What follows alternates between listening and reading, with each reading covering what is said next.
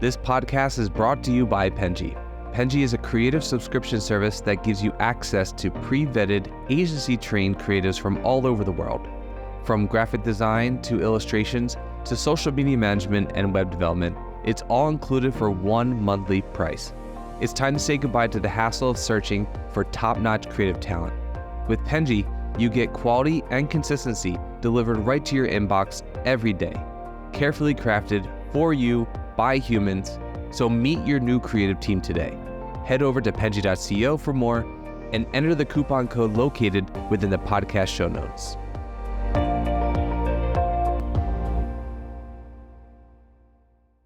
Okay, are you a morning person or a night owl? Night owl for sure. Coffee or tea? Coffee. Beach vacation or mountain retreat? That's tough. I grew up in San Diego, so mountain retreat's different. Books or movies? Movies, always. Cats or dogs? Cats. If you could have dinner with any historical figure, who would it be? Marie Antoinette. Go-to karaoke song? Tainted Love. Oh. And if you could have a superpower, what would it be? Time travel. I think it'd be really cool to be able to travel forward or backwards in time, fix things, see what's happening in the future. Our future's very, unknown these days. So that'd be a cool superhero power to have, I think. One food you could eat every day for the rest of your life? Sambusa. And what movie universe would you like to live in for a while? Oh gosh, that's tough. I don't know. I'm such a film buff, but I like independent films, so that's rough. Maybe the Batman universe. That's interesting. That's like a little bit dark. Yeah. Yeah. It is. I'm a big Batman fan, so I don't know. I think Gotham, obviously it has its issues, but it's taken care of. Batman's always got Gotham's back, so I'm not worried being a Gotham citizen. It's like a New York with a superhero, I feel. Yeah. That's nice. Well, guys, you heard that is Aliya.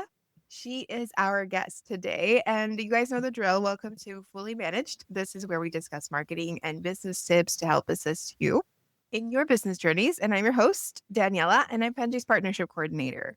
Aliya, I'm so excited to have you today. I'm so excited to have you as a guest, and I'm looking forward to our episode. Yeah, thanks for having me. I'm excited too. First podcast, so let's see how I do. First podcast, so we're going to try to make it good for you. Let's give a good impression of podcasting. Aliya, to get the ball rolling, get us started, can you tell me a little bit about yourself, who you are? Obviously, we learned some fun facts about you, but what do we need to know for all of those watching who are not familiar with you, with your career? Floor is yours. Yeah, so I have about 15 years of career experience, and most of those years, it's been about 8 years of digital marketing experience, copywriting, content management, social media marketing, paid, basically everything digital marketing. And I'm also a traveler, so I spend about half of the year in Egypt, and from here, I like to go around and travel to different places. Egypt is huge, so there's a lot within the country to travel to. But I definitely prioritize that in my life and in my career. I think it's really important to travel and experience new things, different cultures. And I think it's definitely helped my career and understanding and really boosted my creativity over the years since I started traveling a few years ago and doing this kind of remote first lifestyle. So, yeah.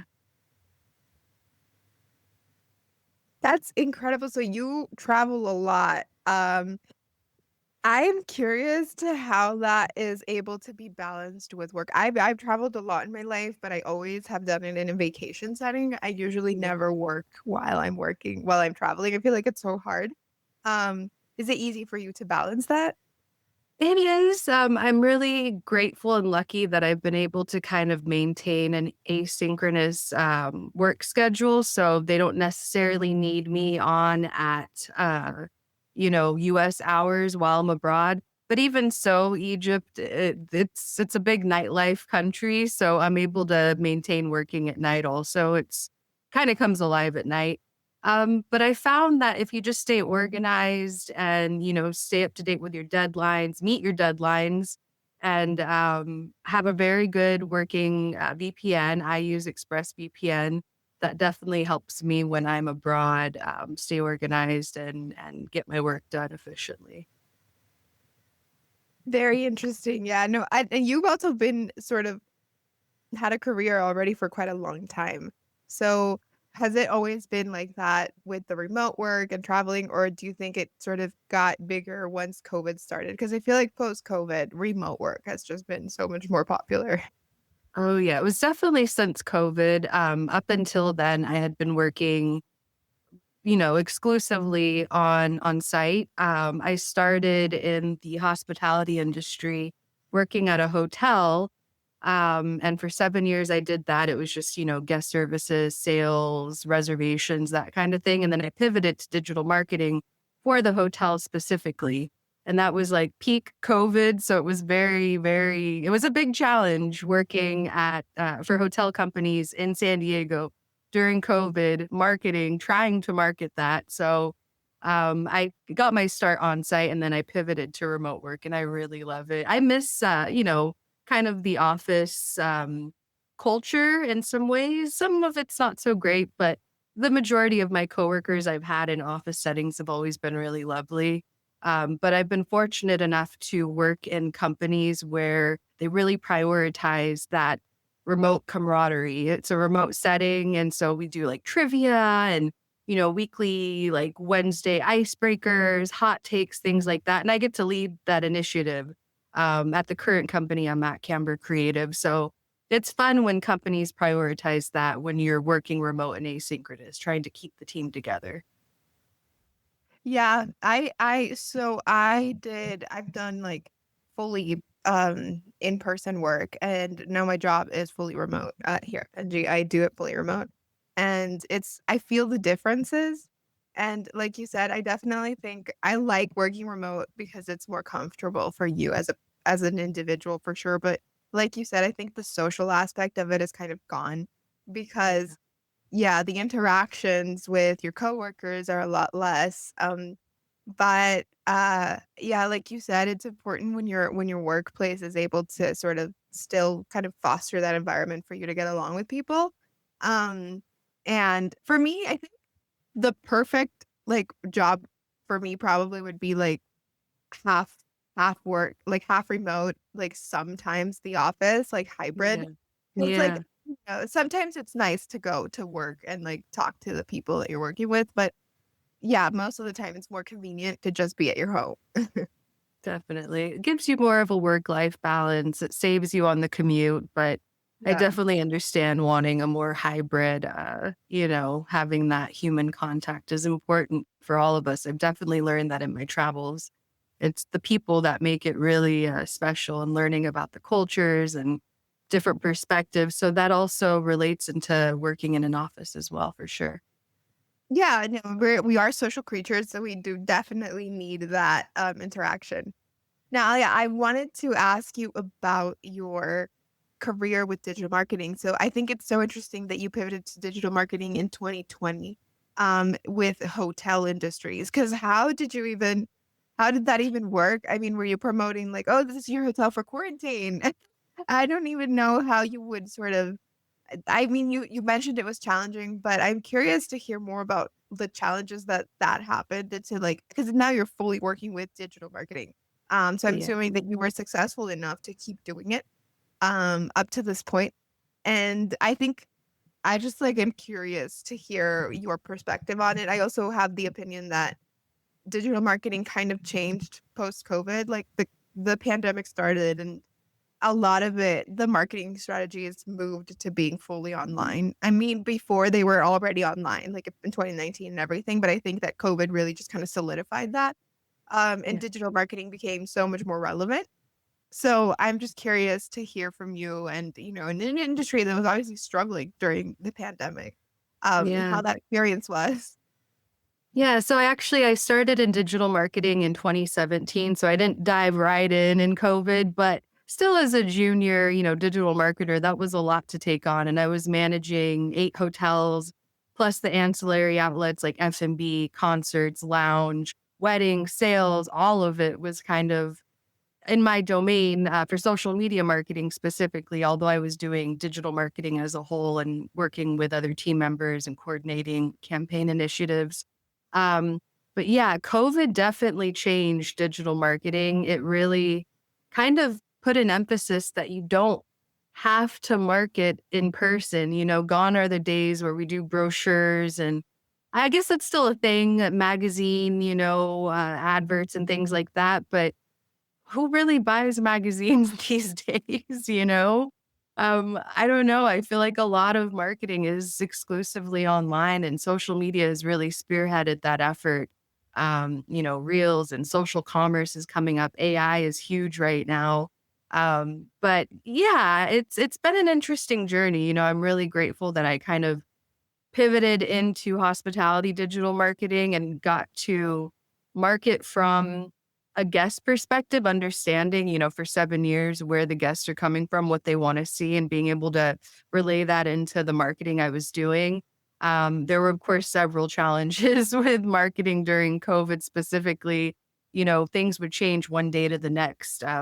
One day we would get news that, all right, everything's open. You can, slowly kind of start opening things. So I would make posts, spend time on building graphics and copy and putting a strategy together. And then the next day it's all different. All of a sudden there's regulations and things. So things were different day to day. And it was very challenging maintaining the right, correct copy and campaign information for hotels. And it was a lot of pivoting, but I think learning that very early on in my career kind of helped me become this versatile marketer that I am today. And I can pivot very quickly and handle, multiple requests from hotels and people and things that are happening in the world. I think it's that challenge definitely helped me grow as a marketer and human. I mean, that's amazing because I also think that marketing specifically is a job of so much like just adapting, adaptation, and changes. If you look back at how marketing was 10 years ago to now, the changes are immense. And you can't even realize when they happened because a lot of times I feel like marketing just changes with technology. So a new technological thing kind of comes out and then you gotta have to adapt to how that the world is sort of moving. ChatGPT came out. I had no idea ChatGPT came out in 2022 because it feels like we've had it around forever. Um, Good. I can't believe up until 2022 or 2023 we did not have ChatGPT because it's become such like a normal part of the work process. I mean, everybody uses ChatGPT to a degree, not even just in marketing, but in sort of like, their jobs. And it just so quickly got integrated into people's in school, in work, and just people's lives.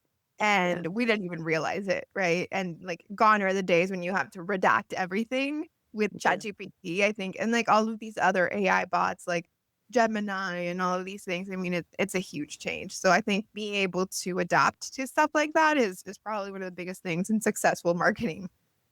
Definitely. Yeah, it's been interesting watching the rise of AI and being able to apply it to marketing. It definitely streamlines a lot of our processes, just kind of being able to pull information quickly.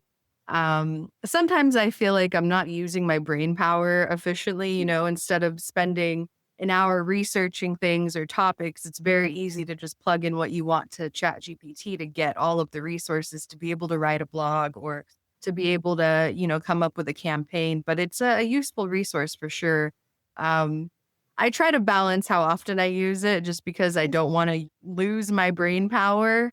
But yeah, it's been cool to see AI kind of helping people in their careers in general, not just marketing. It's a definitely a powerful tool that I'm glad people are actually using. um, to an extent, of course. I don't think it's perfect enough to just kind of rely on it entirely. Yeah.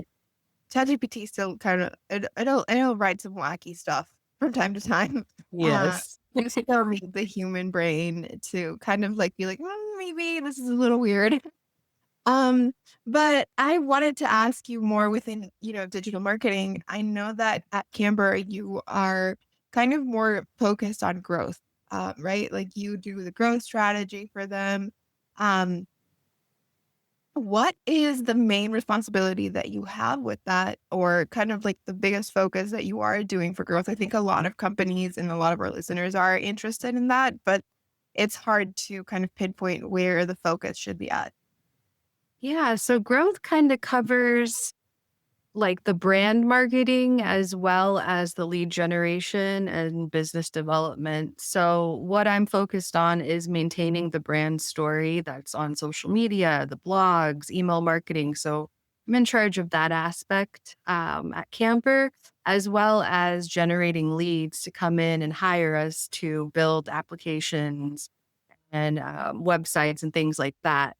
Um, so, yeah, that's kind of it. Just, how to grow the company. I'm kind of leading that initiative right now. So it's been interesting. It's been cool, taking my experience in hospitality, working for other digital marketing companies, copywriting, things like that, and kind of coming into this growth strategist position and being able to apply all of that to helping Camber grow and achieve the things that they need to meet their KPIs. And yeah.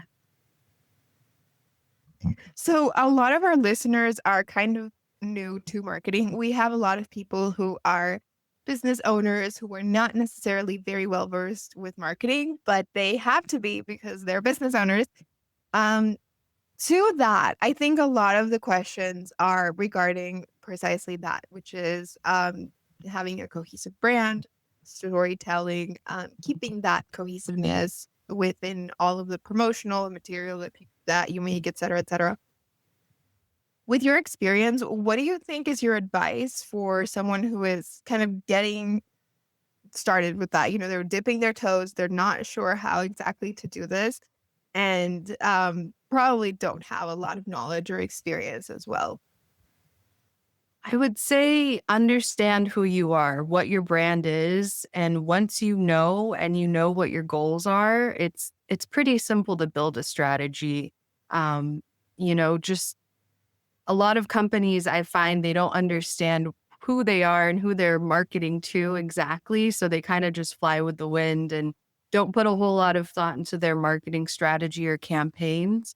So taking the time to really understand your brand, your tone of voice, your goals, what your growth strategy is, where you're looking to be in the next 5 to 10 years, and the product, whatever you're selling, is important, and understanding the market for that product realistically, and tailoring your marketing strategy around that, I really think is the best route to go. And remembering to stay on top of the ever changing digital landscape because things are changing all the time with the growth of technology and AI. It's really important to sign up for those, emails, like the newsletters that are going to keep you up to date on marketing, attending webinars if you can, conferences that are just going to keep you up to date on all of the trends is a really good, initial beginning to tailoring a good marketing plan. Do you recommend for everybody to get on social media nowadays, or do you think that there's still a possibility for some industries or some companies to not have a social media presence?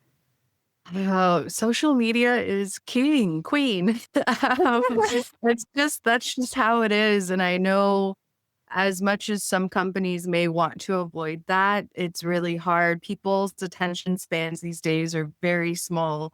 So creating that short form video content will drive success. And where are you going to post that? Who's going to see that? It's going to be social media. So I really think it's important for brands to get on social media and prioritize social media marketing, but make sure it ties into your website initiatives, your email marketing, whatever other campaign initiatives you're working on. It all needs to be very cohesive. But I would definitely not stay off of social media in 2025. It's very important TikTok if you have the capacity to, build a TikTok presence. I've seen a lot of brands kind of start and then kind of chill off of the TikTok. You have to be full in with things like social media marketing. You have to commit to posting very regularly to be able to make a dent in the algorithm, in people's feeds, because there's so much that's coming out constantly. So if you're going to do social media marketing, which I do recommend, you have to commit to it and be, just fully committed to putting your best foot forward and doing it right. You also have to be really kind of in line with trends, I think, especially for TikTok, because it moves really quickly. If you're not doing things that are going with how people are feeling, it's hard to get popular. I have seen a lot of brands go on social media.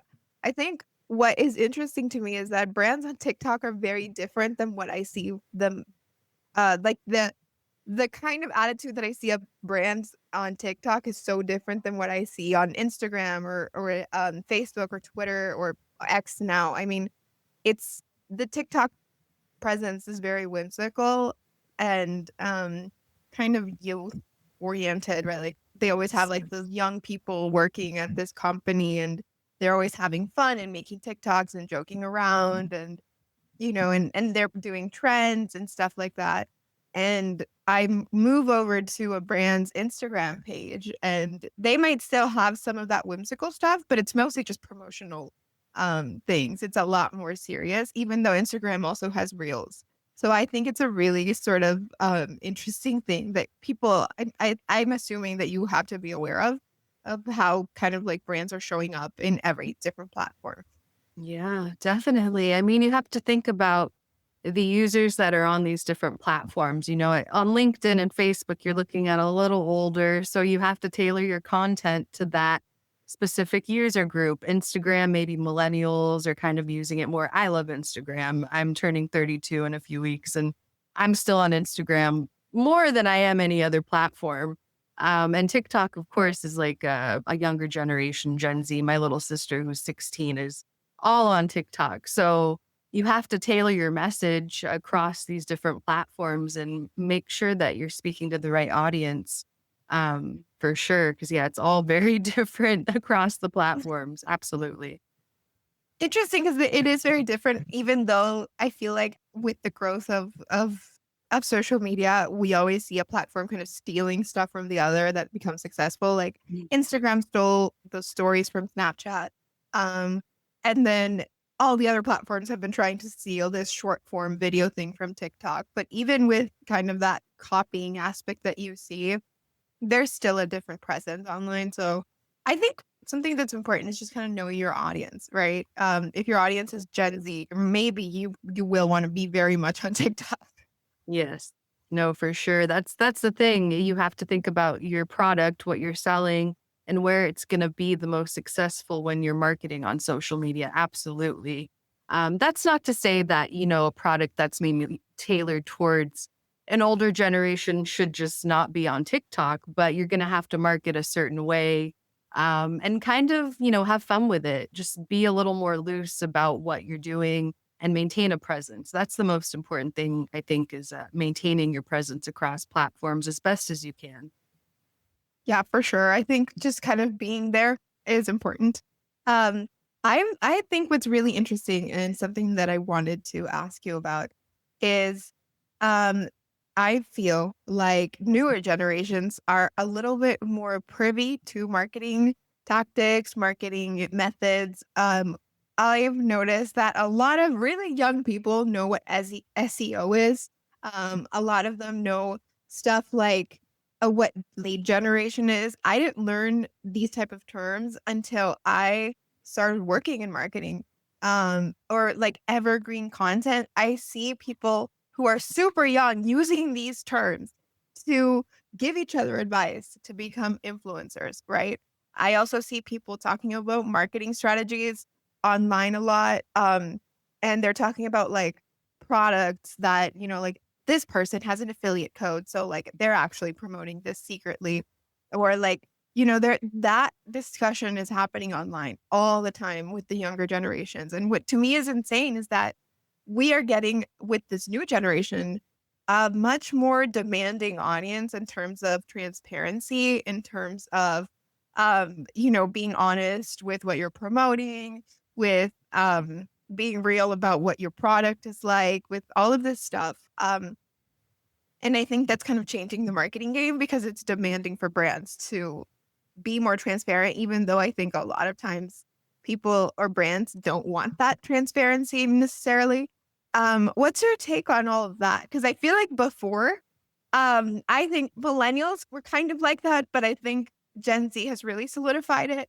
And Gen X and boomers were totally not like, I mean, they were so, they probably didn't think about it that much. I mean, I think of my mom and she's kind of like, yeah, that's a marketing tactic, maybe if I tell her, but she's not Yeah. thinking about it. She's just like, look at this. I saw it on Temu. Yeah. No, it's definitely interesting to see that younger generation kind of more tuned in. And, I feel like before as marketers, we kind of flew under the radar. People didn't really know about targeted ads or things like this. And it was easier to market, but I think that really has come with the growth of social media, of that short form content. People are taking the time to put that information out there and people are taking the time to learn it. So it's weird, but yeah, I mean, I didn't know much about marketing before I got my start. I knew some things, but I'm a millennial, we weren't taking the time to do that. So Yeah. yeah, I just really think it's with the growth of social media and TikTok and that short form video content that's really pushed that narrative out there. And yeah, we'll see. I'm really curious to see where marketing is in, 5 to 10 years. And the challenges we'll be facing as marketers. We can't really fly under the radar anymore. And people are demanding that transparency, which I think is interesting because it kind of gives brands the opportunity to push more unpolished, by the seat of their pants content out that's a little more raw. It's not perfectly tailored. It's not perfectly written. It's kind of a little more human. And I like that. I'm kind of into that. I think it's more honest and it gives the brands more of a heart, not just this brand logo and a story. There's more heart behind the brand. So I'm into it. I'm curious to see where it goes in the next few years. I think some brands that come to mind that have kind of been pioneering this change is, for example, I think I've seen Ryanair on TikTok a lot. Or I haven't seen them actually in a while, but I remember seeing them show up on my TikTok feed a lot. Um, and their TikToks were just shamelessly promoting bad airlines. Like to me, what was insane is that it's like, yeah, we suck. It's a $50 flight. What do you expect? It's like this is the brand. They're promoting. Like they were like, yeah, it's cheap flights. Like shut up and just take it.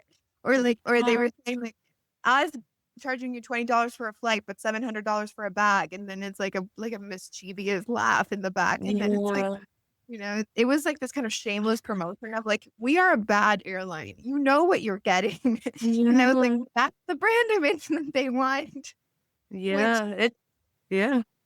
Go ahead. yeah, and it really just kind of showed me how much that has changed because I feel like you go back to a few years and that would have never flown. Like I think you would have said that I would have pitched that to a brand in like 2012 and they would have been like, you're insane. Leave this Yeah. room right now. Yeah. Absolutely. Yeah, it's interesting how brands really have kind of taken that polish off, but it's cool. It's cool to see them kind of lean into that because we all know deep down Ryanair, so the fact that they're being honest about it, brands like that, it it's refreshing, it's human. So and it's funny. It's funny. They're making fun of themselves. Like who can't enjoy that? And I'm sure their followers are, on board for it because it's like, yeah, they know what it is and they're not trying to hide or be this polished version of an airline. They're just being themselves and leaning into it. I think that's great. You're also honest, I think, because at least you know what to expect. We all know that Ryanair is not a good airline, but if there is by any chance a person who's trying to learn about it, and I would rather them tell me what I'm paying for because then I'm gonna show up and not expect like, a Qatar Airlines flight. But I'm just Yeah. gonna be like, yeah, just get me to where I'm trying to go. Um, so I think it's great. I also think that just influencers, the rise of influencers has really kind of made marketing more accessible to just your regular Joes, because a lot of influencers, I think people don't know or don't like to think about this, but I think a lot of influencers are marketers. Even if they've kind of never had a job with it, they're successful because they've been able to market themselves, right? They are their own brand, and I think they kind of just maybe learned it in a less sort of polished way than a person who is in the field. But I think a lot of successful influencers that you see are successful because they've been able to sort of figure out the marketing behind all of this and kind of make content that's going to appeal to a certain audience that they're trying to get to. Absolutely. It's been so interesting to see the rise of influencers the last few years, and also the focus on macro influencers, not going for those huge millions of followers, going for kind of more the niche influencers that'll help people or help brands specifically for what they're looking for, and speak to a smaller audience. It's been an interesting, and they definitely have kind of done their own work on the side. I can, give it to them. They didn't, go to school or anything like that for marketing. Not that I did either. It can be a self-taught, you know, Yeah. um, industry. It's not hard, especially with all of the, I mean, it has its challenges, let me say that, but it's not difficult to want it bad enough to learn, whether you're a marketer, whether you're an influencer. There's so much content out there to take and to digest and understand. And if you're staying on top of the trends and you know who you are, you know who your brand is, who you're marketing for, whether it's yourself or a brand, you can be successful. You just have to really go for it and commit yourself to it. So I give it to them. They really are doing it themselves, that they're taking their own talents, whether it's talent in front of a camera, being charismatic and really able to relay that into different brands that they work with. So it's impressive. Yeah, I think it's impressive. I think it's also really changing marketing. Obviously not to every industry. It's very influential towards the younger generations, but I do think that in like a snowball effect, it is affecting a lot of digital marketing strategies. um, so I think that this is a great note to end this on, Aliya. But before we end it, I do want to give you the space to promote anything that you want to promote. If you want to ask for people to, if you're looking for assistance, if your company's looking for work, anything, right now is the moment for you to plug, promote yourself, anything. Go on. How? I'm so humble. I can't. I don't have anything to really plug. I will say Camber Creative is an excellent app agency. We're in the middle of a brand shift right now, so we've got a new website coming out. We're gonna have all kinds of content kind of tailored to that.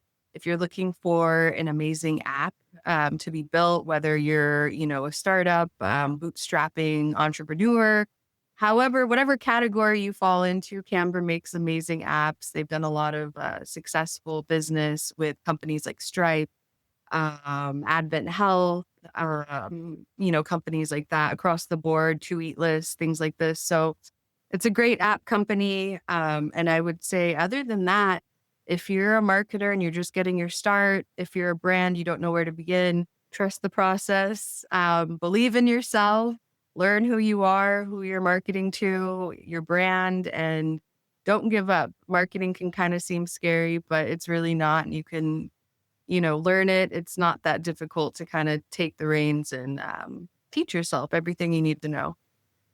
Awesome. Yes. And I will be adding the links to your company and your LinkedIn to the description so that if anything that resonated with anyone listening today can just go and find you.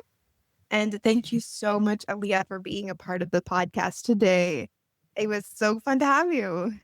Thanks, Danielle. It was awesome to chat here. And I hope that your watchers and listeners enjoyed. And we'll see you next time. We'll see you next time. Guys, you can go subscribe, follow, stream the podcast. Thank you so much. Have a great day. You've been listening to Fully Managed, brought to you by Penji. Check out the show notes to learn more about today's guest, and to learn more about Penji, the human-first creative subscription service, head over to penji.co. And by the way, if you're still listening, it would mean the absolute world to us if you were to share this podcast with a friend and, of course, subscribe.